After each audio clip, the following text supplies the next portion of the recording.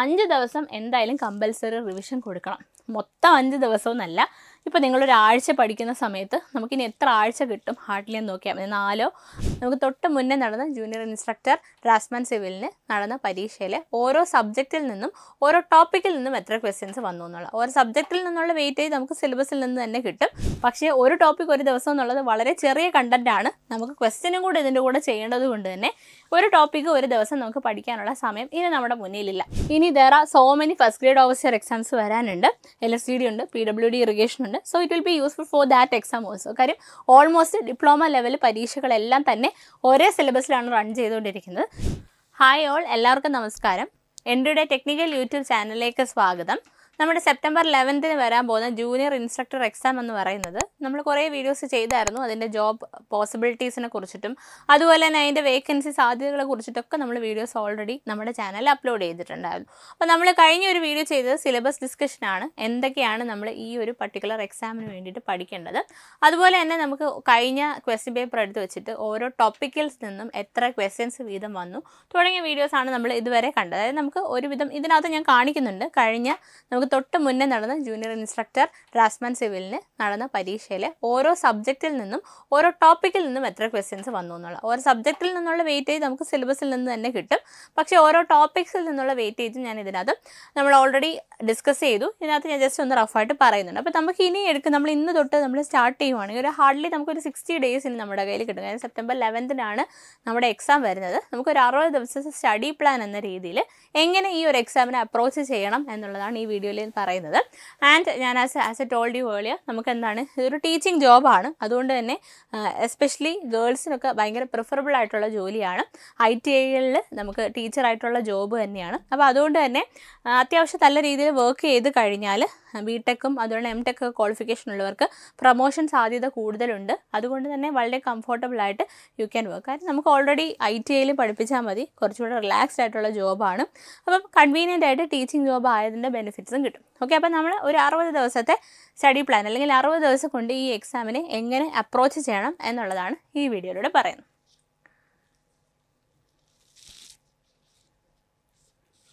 Okay, അപ്പം നമ്മൾ ഈ ജൂനിയർ ഇൻസ്ട്രക്ടർ എക്സാം എന്ന് പറയുന്നത് നമുക്കൊരു ജസ്റ്റ് ഒരു സ്റ്റാർട്ടിങ് മാത്രമാണ്. നമുക്ക് ഒരുപാട് എക്സാംസ് ഇനി വരാനുണ്ട്. And what are the upcoming opportunities for civil engineer എന്ന് പറയുന്ന വീഡിയോ ഓൾറെഡി നമ്മൾ അപ്ലോഡ് ചെയ്തിട്ടുണ്ട്. സോ ആരെങ്കിലും ചാനൽ സബ്സ്ക്രൈബ് ചെയ്തിട്ടില്ലെങ്കിൽ ചാനൽ സബ്സ്ക്രൈബ് ചെയ്യുക. സോ ദാറ്റ് ഈ പറഞ്ഞ വീഡിയോസൊക്കെ നിങ്ങൾക്ക് അതിൽ കാണാനായിട്ട് സാധിക്കും. അതായത് നമുക്കിനി ഒരുപാട് ലിസ്റ്റുകൾ ടുവേർഡ്സ് എക്സ്പയറിംഗ് ആണ്. അപ്പം നമ്മുടെ ഫസ്റ്റ് ഗ്രേഡ് ഓവർസിയർ ആണെങ്കിലും സെക്കൻഡ് ഗ്രേഡ് ഓവർസിയർ ആണെങ്കിലും LSTD അതുപോലെ PWD irrigation, AE LSTD, AE തന്നെ യൂണിവേഴ്സിറ്റീസ് ഇൻ കേരള, KTDC, അങ്ങനെ ഒരുപാട് AE ജോബുകളും നമുക്ക് ഇനി അല്ലെങ്കിൽ ഒരുപാട് AE ലിസ്റ്റുകളും നമുക്ക് ഇനി എക്സ്പയർ ആയി. അതൊക്കെ നമുക്ക് ജോലി സാധ്യത നമ്മുടെ മുന്നിലുണ്ട്. അപ്പോൾ അതുകൊണ്ട് തന്നെ നമുക്കൊരു സീസൺ ഓഫ് എക്സാം നമ്മൾ അപ്രോച്ച് ചെയ്യുകയാണ്. So we must get ready. അതിനൊരു ഫസ്റ്റ് സ്റ്റെപ്പ് എന്നോളം നമ്മൾ കഴിഞ്ഞ AE ഹാർബർ എക്സാം എഴുതിയിട്ടുണ്ടായിരുന്നു. ഇനി അടുത്ത സ്റ്റെപ്പാണ് നമ്മുടെ ജൂനിയർ ഇൻസ്ട്രക്ടർ എന്ന് പറയുന്ന എക്സാം. അപ്പോൾ അതുകൊണ്ട് തന്നെ സീരിയസ്നെസ്സോട് കൂടി നമ്മൾ ഇനി വരുന്ന പരീക്ഷകളെ അപ്രോച്ച് ചെയ്യാനുള്ള ഫസ്റ്റ് സ്റ്റാർട്ടിംഗ് സ്റ്റെപ്പ് എന്ന രീതിയിൽ ഈ എക്സാമിനെ കാണണം എന്നുള്ളതാണ്. മാത്രമല്ല നമുക്ക് RRB JEE ആണെങ്കിലും SSC JEE ആണെങ്കിലും എക്സാം ഇനി വരാനുണ്ട്. അപ്പോൾ ഈ എക്സാംസിനൊക്കെ എങ്ങനെ ഒരുമിച്ച് അപ്രോച്ച് ചെയ്യാം അല്ലെങ്കിൽ എങ്ങനെ ഒരുമിച്ച് പഠിക്കാം, നമ്മൾ അതിനെല്ലാം കൂടി കോംപ്രഹെൻസീവ് ആയിട്ടൊരു ഫൗണ്ടേഷൻ ബാച്ചും എൻട്രിയിൽ സ്റ്റാർട്ട് ചെയ്തിട്ടുണ്ട്. സോ ഫൗണ്ടേഷൻ കോഴ്സിൻ്റെ ഡീറ്റെയിൽസ് അറിയണമെങ്കിൽ വീഡിയോയുടെ താഴെ നമ്മൾ ഡിസ്ക്രിപ്ഷൻ കൊടുത്തിട്ടുണ്ട്. ഡിസ്ക്രിപ്ഷനിൽ നമ്മൾ ലിങ്ക് കൊടുത്തിട്ടുണ്ട്. അതിനകത്ത് ക്ലിക്ക് ചെയ്താൽ മതിയാവും. ഓക്കെ, അപ്പോൾ നമുക്ക് നമ്മുടെ സ്റ്റഡി പ്ലാനിലേക്ക് കടക്കാം. അതിന് മുന്നേ നമുക്ക് ജസ്റ്റ് അനാലിസിസ് ഒന്ന് നോക്കാം. നമ്മുടെ സബ്ജക്റ്റുകളുടെ വെയിറ്റേജ് ആണ് ഈ ഒരു ബാർ ചാർട്ടിലൂടെ കാണിച്ചിരിക്കുന്നത്. അപ്പോൾ നിങ്ങൾക്ക് ഇവിടെ നോക്കിക്കഴിഞ്ഞാൽ കാണാൻ സാധിക്കും ഒരേ ലെവൽ ഓഫ് വെയിറ്റേജിൽ നിൽക്കുന്ന കുറച്ച് സബ്ജക്ട്സ് ഉണ്ട്. Surveying, building materials and construction, estimation ആണ് QSV, quantity surveying and valuation, then environmental engineering, അതുപോലെ തന്നെ സ്ട്രക്ചറൽ എഞ്ചിനീയറിംഗ് തന്നെ മോസും അതുപോലെ തന്നെ RCC സ്റ്റീൽ എല്ലാം ഇൻക്ലൂഡ് ചെയ്തിട്ടാണ് ഞാൻ ഈ സ്ട്രക്ചറൽ എന്ന് പറഞ്ഞ പാർട്ട് കാണിച്ചിരിക്കുന്നത്. സോ ബാക്കി എല്ലാത്തിൻ്റെയും ബാർ കുറച്ച് താഴെയാണ്. അതായത് ഡ്രോയിങ് എടുത്താലും CAD എടുത്താലും ബിൽഡിംഗ് ബൈലോസ് ഒക്കെ എടുത്താലും ദെൻ ഇറിഗേഷൻ, ഹൈവേ ഒക്കെ എടുത്തു കഴിഞ്ഞാൽ ഗ്രാഫ് കുറച്ച് താഴ്ന്നു നിൽക്കുന്നതായിട്ട് കാണാൻ സാധിക്കും. പക്ഷേ ഈ സബ്ജക്ട്സിന് കമ്പാരിറ്റീവ്ലി കുറച്ച് വെയിറ്റേജ് കൂടുതലാണ്. സോ നമ്മൾ ഇനി ഒരു സ്റ്റഡി പ്ലാൻ 60 ദിവസം കൊണ്ട് നമ്മൾ ഈ ഒരു എക്സാമിനെ അപ്രോച്ച് ചെയ്യുന്ന സമയത്ത് ഏറ്റവും കൂടുതൽ സമയവും വെയിറ്റേജും ഇമ്പോർട്ടൻസും കൊടുക്കേണ്ടത് ആർക്ക് തന്നെയാണ്? ഈ പറഞ്ഞ വെയിറ്റേജ് കൂടി ആൾക്കാർക്കാണ്. അപ്പം നമുക്ക് എങ്ങനെ ഈ ഒരു എക്സാമിനെ അപ്രോച്ച് ചെയ്യാം എന്നുള്ളതിനെ കുറിച്ചിട്ട് ആദ്യമായിട്ട് നമുക്ക് മൊത്തം ടോപ്പിക് നമ്മുടെ സിലബസിലെ ടോപ്പിക്ക് നമ്മൾ കൗണ്ട് ചെയ്തെടുക്കുകയാണെങ്കിൽ അറൗണ്ട് ഒരു 60+ ടോപ്പിക്സ് നമുക്ക് കാണാൻ സാധിക്കും. ഞാനിപ്പം എക്സാമ്പിൾ ഞാനിപ്പം നമ്മുടെ സ്ട്രെസ്സിൻ്റെ ചാപ്റ്ററൊക്കെ ഒരൊറ്റ ടോപ്പിക്കായിട്ടാണ് കൂട്ടിയിരിക്കുന്നത്, സ്ട്രെസ് ട്രെയിൻ എന്ന് പറയുന്നത്. അതിനകത്ത് തന്നെ കുറേ സബ് ടോപ്പിക്സ് വരും. അങ്ങനെയാണ് ഒരു അറൗണ്ട് 60 ടോപ്പിക്ക് നമുക്ക് ഈ ഒരു പരീക്ഷയ്ക്ക് ഈ ഒരു 60 ദിവസം കൊണ്ട് പഠിക്കുന്നത്. അപ്പോൾ ഒരു ടോപ്പിക് ഒരു ദിവസം എന്ന രീതിയിൽ പഠിച്ചാലും നമുക്ക് ഇനിയും ഈ ഒരു എക്സാമിനെ കോൺഫിഡൻസോട് കൂടി അപ്രോച്ച് ചെയ്യാനായിട്ട് സാധിക്കും. പക്ഷേ ഒരു ടോപ്പിക് ഒരു ദിവസം എന്നുള്ളത് വളരെ ചെറിയ കണ്ടൻറ്റാണ്. നമുക്ക് ക്വസ്റ്റ്യനും കൂടെ ഇതിൻ്റെ കൂടെ ചെയ്യേണ്ടത് കൊണ്ട് തന്നെ ഒരു ടോപ്പിക്ക് ഒരു ദിവസം നമുക്ക് പഠിക്കാനുള്ള സമയം ഇനി നമ്മുടെ മുന്നിലില്ല. ലെസ് ദാൻ 1 ഡേയിലുള്ളിൽ നമുക്ക് ഒരു ടോപ്പിക്ക് ഒരു ദിവസത്തിൻ്റെ പകുതി ഭാഗം കൊണ്ടോ ഒക്കെ നമ്മൾ അപ്രോച്ച് ചെയ്ത് ക്വസ്റ്റ്യൻസും ചെയ്ത് തീർത്താൽ മാത്രമേ നമുക്ക് ഈ ഒരു എക്സാമിനെ കോൺഫിഡൻസോട് കൂടി ഫേസ് ചെയ്യാനായിട്ട് സാധിക്കത്തുള്ളൂ. അപ്പോൾ ഈ പറഞ്ഞ അറൗണ്ട് 60+ ടോപ്പിക്സിനെ again we can categorise into 3 categorise ചെയ്യാം. അതിൽ ഏറ്റവും വലിയ പാർട്ടാണ് മോസ്റ്റ് ഇമ്പോർട്ടൻറ്റ് ടോപ്പിക്സ് ആയിട്ടുള്ള 60%. അതിൽ വരുന്ന ആൾക്കാരാണ് നേരത്തെ ഞാൻ പറഞ്ഞ നമ്മുടെ ബിൽഡിംഗ് മെറ്റീരിയൽസ് വരും, ബിൽഡിംഗ് കൺസ്ട്രക്ഷൻ വരും, ക്വാണ്ടിറ്റി സർവേയിങ് ആൻഡ് വാല്യുവേഷൻ വരും, സ്ട്രക്ചറിൽ വരും, എൻവയൺമെൻറ്റൽ വരും.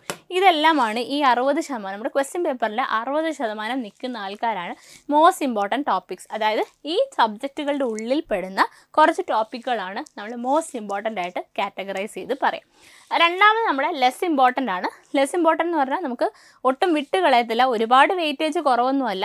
ലൈക്ക് നിങ്ങളിപ്പോൾ ഈ ഒരു ഗ്രാഫിൽ നോക്കുവാണെങ്കിൽ നമ്മുടെ ഒട്ടും വെയിറ്റേജ് കുറവല്ലാത്ത എഞ്ചിനീയറിംഗ്, ഡ്രോയിങ്, ബൈലോസ്, അതുപോലെ തന്നെ നമുക്ക് അങ്ങനെയുള്ള സബ്ജക്ട്സ് ഒക്കെയാണ്. ഒട്ടും നമുക്ക് ഇമ്പോർട്ടൻസ് കുറവല്ല എന്നിരുന്നാലും പക്ഷേ അങ്ങ് നമ്മൾ മോസ്റ്റ് ഇമ്പോർട്ടൻ്റ് പോലെ ഒരുപാട് ഡോമിനേറ്റ് ചെയ്ത് ചോദിക്കുന്നില്ല. അങ്ങനെയുള്ള സബ്ജക്ട്സ് ആണ് ലെസ് ഇമ്പോർട്ടൻറ്റ്. അത് ഏകദേശം 30% വരും. ഇനി ഏറ്റവും കുറവ് ചോദിക്കുന്ന CAD പോലെ കുറച്ച് ഇമ്പോർട്ടൻ്റ് ആയിട്ടുള്ള ആണ് ലീസ്റ്റ് ഇമ്പോർട്ടൻ്റ് ആയിട്ട് നമ്മൾ 10% ടോപ്പിക്സ് വരാം.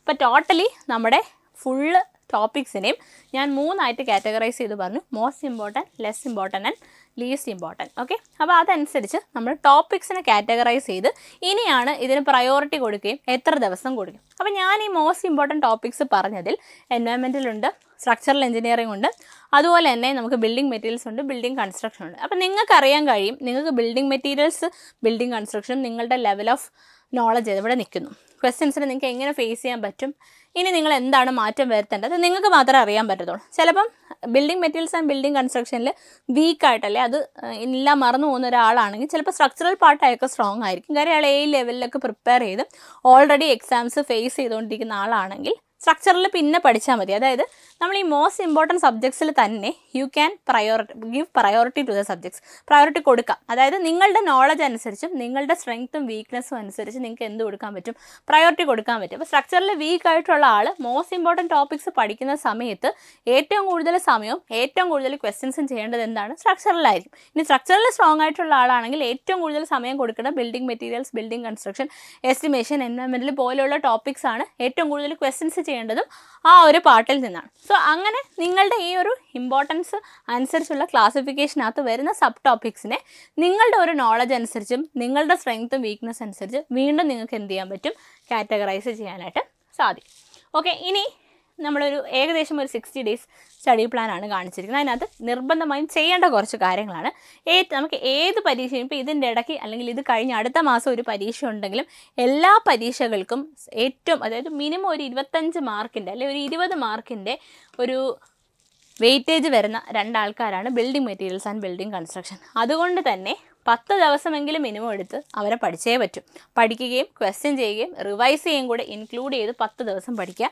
സർവേയിങ്ങിന് 10 ദിവസം വേണ്ട, 10 ദിവസം മീൻസ് മോർ ദാൻ ഇനഫ്. അപ്പോൾ ഈ 10 സർവേ ഇപ്പം നല്ല ഒരുവിധം എല്ലാവർക്കും സർവേയിങ് അറിയാവുന്നതായിരിക്കും. അപ്പോൾ സർവേയിങ് സ്ട്രോങ് ആയിട്ടുള്ള ആൾക്കാർ എന്താ ചെയ്യേണ്ടത്, സർവേയിങ് സ്ട്രോങ് ആയിട്ടുള്ള ആൾക്കാർ you can go for other subject. ഈ 10 ദിവസം എന്നുള്ള ചിലപ്പോൾ നിങ്ങളൊരു 4 ദിവസം കൊണ്ട് സർവേ പഠിച്ചു കഴിഞ്ഞാൽ ബാക്കി വരുന്ന 6 ദിവസം നിങ്ങൾക്ക് സ്ട്രക്ചറിലോ എൻവയൺമെൻറ്റലോ അല്ലെങ്കിൽ നിങ്ങൾക്ക് വീക്കായിട്ടുള്ള സബ്ജക്റ്റ് പഠിക്കാം. ഓൾമോസ്റ്റ് എല്ലാ ആൾക്കാർക്കും സർവേയിങ് 10 ദിവസമൊന്നും വേണ്ട പഠിക്കാനായിട്ട്. അപ്പോൾ അവിടെ എന്തായാലും എക്സ്ട്രാ ഡേയ്സ് കിട്ടും. ആ എക്സ്ട്രാ ഡേയ്സ് ബാക്കിയുള്ള സബ്ജക്റ്റിലോട്ട് കൊണ്ടുവന്ന് ക്ലബ് ചെയ്ത് കൊടുക്കണം. അതായത് ക്വാണ്ടിറ്റി സർവേയിങ് ഒന്നും ഞാൻ ഇവിടെ എഴുതിയിട്ടില്ല, ക്വാണ്ടിറ്റി സർവേയിങ്ങിലോട്ടൊക്കെ നിങ്ങൾ എന്ത് കൊടുക്കണം, ഇട്ട് കൊടുക്കേണ്ടി വരും. ഓക്കെ. പിന്നെ സ്ട്രക്ചറൽ എഞ്ചിനീയറിംഗ് വീണ്ടും നമുക്ക് 10 ദിവസമാണ് പറയുന്നത്. അത് 10 ദിവസം തന്നെയൊക്കെ എടുത്ത് പഠിക്കുന്നതായിരിക്കും നല്ലത്. കാര്യം നമ്മൾ കഴിഞ്ഞ ക്വസ്റ്റ്യൻ പേപ്പർ എടുത്ത് അനലൈസ് ചെയ്ത് കഴിഞ്ഞാലും കോഡിൽ നിന്നും നല്ല ഡീറ്റെയിൽ ആയിട്ട് ക്വസ്റ്റ്യൻസ് വന്നിട്ടുണ്ട്. ഡിപ്ലോമയാണ് നമ്മൾ ഈ പരീക്ഷയുടെ യോഗ്യത. അതുകൊണ്ട് തന്നെ IS 456-2000 ഏത് നുക്ക് ആൻഡ് കോർണറിൽ നിന്ന് ക്വസ്റ്റ്യൻ ചോദിക്കാനും എക്സാമിൽ നിന്ന് റൈറ്റ് ഉണ്ട്. അത് ഓർത്തു വെക്കുക. ഇനി അതിനുശേഷം അതായത് ഈ ഒരു 30 ദിവസം, അതായത് നമ്മൾ 60 ദിവസത്തിൽ ഒരു 50% ദിവസവും നമ്മൾ ഈ പറഞ്ഞ മോസ്റ്റ് ഇമ്പോർട്ടൻ്റ് ആയിട്ടുള്ള ടോപ്പിക്സ് പഠിക്കാനായിട്ട് കൊടുക്കും. അതിന് ശേഷം വരുന്ന ലെസ് ഇമ്പോർട്ടൻറ്റും ലീസ്റ്റ് ഇമ്പോർട്ടൻറ്റും 6 ദിവസം അല്ലെങ്കിൽ 3 ദിവസം. ഇതൊക്കെ ഞാൻ പറഞ്ഞല്ലോ, ഇതൊന്നും നിങ്ങൾ ഇങ്ങനെ തന്നെ കട്ട് ആൻഡ് റൈറ്റ് ആയിട്ട് 6 ദിവസം തന്നെ പഠിക്കണം എന്നല്ല പറയുന്നത്. ഒരു മാക്സിമം കൊടുക്കാവുന്ന ദിവസമാണ് 6 ദിവസം എന്ന് പറയുന്നത്. അതിന് ലീസ്റ്റ് ഇമ്പോർട്ടൻറ്റ് മിനിമം ഒരു 3 ദിവസം കൊടുത്താൽ മതി. അതിൽ കൂടുതലൊന്നും സമയം അതിന് വേണ്ടി സ്പെൻഡ് ചെയ്യേണ്ട ആവശ്യമില്ല. സ്പെൻഡ് ചെയ്ത് പഠിക്കാൻ വേണ്ടി കണ്ടൻറ്റും ഇല്ല. ഓക്കെ. ക്വസ്റ്റ്യൻസ് അപ്പം അങ്ങനെയുള്ള സബ്ജക്ട്സ് ഒക്കെ കൂടുതലും ക്വസ്റ്റ്യൻ വഴി ഇനി 60 ദിവസം നമ്മുടെ കയ്യിലുള്ളൂ. അപ്പോൾ ലീസ്റ്റ് ഇമ്പോർട്ടൻറ്റ് സബ്ജക്റ്റ് എന്ന് പറഞ്ഞാൽ വെറും 10% ഡോമിനേറ്റ് ചെയ്യുന്നുള്ളൂ ക്വസ്റ്റ്യൻ പേപ്പറിൽ. അപ്പോൾ അവരെ പഠിക്കാനുള്ള എളുപ്പ വഴി എന്ന് വെച്ചാൽ ബാക്ക് സ്റ്റഡിങ് ആണ് ത്രൂ ക്വസ്റ്റ്യൻസ്. PYQs അല്ലെങ്കിൽ വേറെ സ്റ്റേറ്റിലൊക്കെ ചോദിച്ചിട്ടുള്ള പരീക്ഷകൾ എടുത്തിട്ട് അതിൽ പ്രീവിയസ് ഇയർ ക്വസ്റ്റ്യൻസ് എടുത്തിട്ട് അതിൽ നിന്ന് കോൺസെപ്റ്റുകൾ അല്ലെങ്കിൽ തിയറി പഠിച്ചു പോവുക എന്നൊരു ടെക്നിക്ക് നമുക്ക് ലീസ്റ്റ് ഇമ്പോർട്ടൻ്റ് ആയിട്ടുള്ള ടോപ്പിക്സിനേക്ക് കൊടുക്കാവുന്നതാണ്. ഓക്കെ. 5 ദിവസം എന്തായാലും കമ്പൽസറി റിവിഷൻ കൊടുക്കണം. മൊത്തം 5 ദിവസമൊന്നല്ല. ഇപ്പോൾ നിങ്ങളൊരാഴ്ച പഠിക്കുന്ന സമയത്ത് നമുക്കിനി എത്ര ആഴ്ച കിട്ടും ഹാർഡ്ലി എന്ന് നോക്കിയാൽ മതി. 4 അല്ലെങ്കിൽ 5-6 ആഴ്ചയൊക്കെ കിട്ടത്തുള്ളൂ. നമ്മളങ്ങനെ മാക്സിമം ഒരു 60 ഡേയ്സ് എന്ന് പറയുമ്പോൾ നമുക്കൊരു 2 മാസമാണ് നമ്മുടെ കയ്യിലുള്ളത്. ജൂലൈ എന്ന് പറയുന്നത് നമുക്കിപ്പോൾ പകുതിയായി. ഓക്കെ. ഈ ജൂലൈയിലെ 15 തൊട്ട് നിങ്ങൾ കാൽക്കുലേറ്റ് ചെയ്യുവാണെങ്കിൽ ഓഗസ്റ്റ് ഫുള്ളുണ്ട്, 31 ഡേയ്സ് ഉണ്ട്. പിന്നെ മറ്റേത് 11-ാം തീയതി ഉള്ളൂ നമുക്ക് പരീക്ഷ. അങ്ങനെയാണ് ഒരു അറൗണ്ട് 60 ഡേയ്സ് കിട്ടുക. അപ്പോഴും നമുക്ക് കറക്റ്റ് 60 ദിവസം കിട്ടുന്നില്ല. 60 ദിവസത്തിൽ താഴെ തന്നെ കിട്ടുന്നുള്ളൂ. അപ്പം നമ്മൾ റിവിഷന് വേണ്ടിയിട്ടും ഇതിനകത്ത് ദിവസങ്ങൾ കണ്ടെത്തണം. പിന്നെ ഓരോ ക്വസ്റ്റ്യനിൽ നിന്നും നമ്മൾ ഓരോ ടോപ്പിക്കുകളിൽ നിന്നും അത് അതായത് നമ്മുടെ ഈ പറഞ്ഞ മോസ്റ്റ് ഇമ്പോർട്ടൻ്റ് ആവട്ടെ, ലെസ് ഇമ്പോർട്ടൻ്റ് ആവട്ടെ, ലീസ്റ്റ് ഇമ്പോർട്ടൻ്റ് ആവട്ടെ, whatever be the topic നിങ്ങൾ ക്വസ്റ്റ്യൻസ് പ്രാക്ടീസ് ചെയ്തുകൊണ്ടിരിക്കണം. മോക്ക് ടെസ്റ്റ് അറ്റൻഡ് ചെയ്തുകൊണ്ടിരിക്കണം. പിന്നെ OMR ഷീറ്റ് എടുത്ത് തന്നെ പ്രീവിയസ് ഇയർ ക്വസ്റ്റ്യൻസ് അല്ലെങ്കിൽ എക്സാമുകളും ക്വസ്റ്റ്യൻസും ചെയ്യാനായിട്ട് നോക്കുക. ഇനി എല്ലാ ദിവസവും കിടക്കുന്നതിന് മുന്നേ അല്ലെങ്കിൽ അടുത്ത ദിവസം എഴുന്നേറ്റ് ഫസ്റ്റ് ചെയ്യേണ്ട കാര്യം you have to revise what you did studied. അല്ലെങ്കിൽ നിങ്ങൾ മുന്നേ പഠിച്ച കാര്യങ്ങൾ ഒന്ന് റിവൈസ് ചെയ്യുക എന്നുള്ളതാണ് സ്പെയർ ടൈം നമ്മൾ ചെയ്യാനുള്ളത്. അതായത് ഈ പറയുന്ന ഒരു 2 മാസം ലെസ് ദാൻ 2 months ഉള്ള ടൈമിനകത്ത് what you have to do is that നിങ്ങൾക്ക് വേണ്ടാത്ത കാര്യങ്ങൾ, അതായത് നമുക്ക് നമ്മുടെ സമയം കില്ല് ചെയ്യുന്ന സാധനങ്ങൾ ഐഡൻറ്റിഫൈ ചെയ്ത് അത് മാറ്റി വെച്ച് കിട്ടുന്ന സ്പെയർ ടൈം ഫുള്ള് റിവിഷന് വേണ്ടിയിട്ട്, അതുപോലെ തന്നെ കിടക്കുന്നതിന് മുന്നേ എന്തായാലും ഒരു ദിവസം ഒരു നിശ്ചിത ടൈം മാറ്റി വെക്കുക ഫോർ റിവിഷൻ, അതുപോലെ തന്നെ ഫോർ ക്വസ്റ്റ്യൻ അറ്റൻഡിങ്. ഇതിനൊക്കെ വേണ്ടി എന്തായാലും സമയം കണ്ടെത്തുക. ഒരു മിനിമം 1 hour എങ്കിലും ക്വസ്റ്റ്യൻസ് ചെയ്യുന്ന രീതിയിൽ ഇന്നോട്ട് പഠിച്ചു തുടങ്ങുകയാണെങ്കിൽ ഇന്ന് തന്നെ കൊടുത്തു തുടങ്ങുക. ഇപ്പോൾ ഞാൻ പറഞ്ഞല്ലോ, ചില ടോപ്പിക്കുകൾ നമുക്ക് ക്വസ്റ്റ്യനിൽ നിന്ന് ബാക്ക് സ്റ്റഡി നടത്താം. അതൊക്കെ ആദ്യം ഇനിഷ്യൽ സ്റ്റേജസിൽ ഉപയോഗിക്കാവുന്നതാണ്. ഓക്കെ. പിന്നെ എന്താണെന്ന് വെച്ച് കഴിഞ്ഞാൽ നമ്മുടെ പഠിക്കുന്ന അല്ലെങ്കിൽ നോട്ട്സ് എഴുതി പഠിക്കുന്നവരാണെങ്കിൽ അത് ഹൈലൈറ്റ് ചെയ്യാനായിട്ട് യെല്ലോ കളറൊക്കെ ഉപയോഗിക്കാം. യെല്ലോ കളർ എന്ന് പറഞ്ഞാൽ ഭയങ്കരമായിട്ട് മെമ്മറി ബൂസ്റ്റ് ചെയ്യുന്നൊരു കളറാണ്. അതൊക്കെ നിങ്ങൾക്ക് നിങ്ങളുടെ നോട്ട്സിനകത്ത് കൊണ്ടുവരാൻ പറ്റും. പിന്നെ ഈ പറഞ്ഞ പോലെ ഫോമുലാസ് ഒക്കെ എഴുതി എവിടെയെങ്കിലും ഒട്ടിച്ച് വെക്കാം. പിന്നെ നിങ്ങൾക്ക് ഈ പറഞ്ഞ പോലെ building materials and building construction, environmental എഞ്ചിനീയറിംഗിലൊക്കെ ഒരുപാട് തിയറി ടോപ്പിക്സ് വരുന്നുണ്ട്. ഈ തിയറി ടോപ്പിക്സ് ഓർത്ത് വെക്കാനായിട്ട് ഒരു സ്റ്റോറി ആയിട്ട് ക്ലബ് ചെയ്ത് പഠിക്കും. അല്ലെങ്കിൽ short cuts, tips and tricks വെക്കുക. എപ്പോഴും സ്മാർട്ട് വർക്ക് കൂടെ ഹാർഡ് വർക്കിൻ്റെ കൂടെ ഇൻ ഹാൻഡ് കൊണ്ടുപോയാൽ മാത്രമേ നമുക്ക് നല്ല ഒരു റാങ്ക് കിട്ടുകയും അതിനൊത്ത് നമ്മുടെ ജോലി കിട്ടുകയും ചെയ്യത്തുള്ളൂ. ഓക്കെ. അപ്പോൾ ഇതൊക്കെയാണ് നമ്മുടെ ഒരു സ്റ്റഡി പ്ലാൻ എന്ന രീതിയിൽ പറയാവുന്നത്. This is the suggestion from my part. നമ്മുടെ പാർട്ടിൽ നിന്ന് പറയുന്നതാണ്. And you can customise it as per your requirement. നിങ്ങളുടെ റിക്വയർമെൻറ്റ് പ്രകാരവും യുവർ കാലിബർ അനുസരിച്ചും നിങ്ങളുടെ സ്ട്രെങ്ത്തും വീക്ക്നെസ് അനുസരിച്ചൊക്കെ നിങ്ങൾക്കിത് കസ്റ്റമൈസ് ചെയ്ത് കൊണ്ടുവരാനാണ്. ഇനി ഈ last minute what entry provides you, അതാണ് ഇനി അടുത്ത് പറയാൻ പോകുന്നത്. അതായത് നമുക്കിനി hardly 2 months, less than 2 months ആണുള്ളത്. ഇതിനകത്ത് നമുക്ക് കംപ്ലീറ്റ്ലി നമ്മുടെ ക്ലാസ്സസിൻ്റെ ഇൻക്ലൂഡിങ് റിവിഷൻ ക്ലാസ്സസ് നമ്മളിപ്പം ജൂലൈ ലാസ്റ്റ് ആകുമ്പോഴത്തേക്ക് ടോപ്പിക്സ് ഫുള്ള് കവർ ചെയ്ത് തരും. പിന്നെ ഒരു ഓഗസ്റ്റ് മുതൽ നമ്മൾ റിവിഷൻ ക്ലാസ്സസ് സ്റ്റാർട്ട് ചെയ്യുകയാണ്. ഈ റിവിഷൻ ക്ലാസ്സസിൽ ഓരോ ടോപ്പിക് വൈസും നിങ്ങൾക്ക് റിവൈസ് ചെയ്ത് എന്തൊക്കെയാണ് പഠിക്കേണ്ടത്, ഏതൊക്കെയാണ് ക്വസ്റ്റ്യൻസ് ഒരു ടോപ്പിക്കിൽ നിന്ന് നോക്കേണ്ടത് ഒക്കെ നമ്മൾ ഗൈഡ് ചെയ്ത് തരുന്നതായിരിക്കും. ആൻഡ് നമുക്കറിയാലോ, എന്തായാലും ഈ ഒരു ജൂനിയർ ഇൻസ്ട്രക്ടർ എക്സാം എന്ന് പറഞ്ഞാൽ ഡിപ്ലോമ ലെവൽ പരീക്ഷയാണ്. നമ്മൾ ഇതിനെ ഈ ഒരു ടൈമിനുള്ളിൽ നല്ല സിൻസിയറായിട്ട് വർക്ക് ചെയ്യുവാണെങ്കിൽ ഇനി so many first grade officer exams വരാനുണ്ട്. LSTD ഉണ്ട്, PWD ഇറിഗേഷൻ ഉണ്ട്. So it will be useful for that exam also. കാര്യം ഓൾമോസ്റ്റ് ഡിപ്ലോമ ലെവൽ പരീക്ഷകളെല്ലാം തന്നെ ഒരേ സിലബസിലാണ് റൺ ചെയ്തുകൊണ്ടിരിക്കുന്നത്. സോ എക്സാം ഞാൻ പറഞ്ഞല്ലോ, നമ്മുടെ സീസൺ ഓഫ് എക്സാംസ് നമ്മുടെ ഫ്രണ്ടിലേക്ക് വരികയാണ്. അതിൻ്റെ ഒരു സ്റ്റാർട്ടിംഗ് പോയിൻ്റ് ആയിട്ട് ഈ ഒരു എക്സാമിനെ കണ്ടാൽ മതി.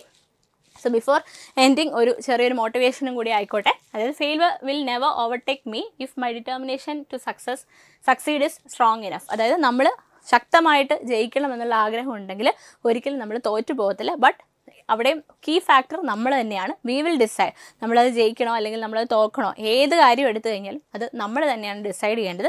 സോ ഈ ഒരു കാര്യം മനസ്സിൽ ഉറപ്പിച്ച് വെച്ചിട്ട് സിൻസിയറായിട്ട് ഇന്ന് തന്നെ നമ്മുടെ എക്സാമിന് വേണ്ടി പഠിച്ചു തുടങ്ങാം. ഞാൻ നേരത്തെ പറഞ്ഞ പോലെ ഇതൊരു സ്റ്റാർട്ടിങ് മാത്രമാണ്. ഇനി ലോട്ട് ഓഫ് എക്സാംസ് ആ കമ്മിങ്. അതിനെ ഫേസ് ചെയ്യാൻ വേണ്ടിയിട്ടുള്ള ഒരു സ്റ്റെപ്പായി മാത്രം ഇത് കണക്കാക്കുക. Thank you.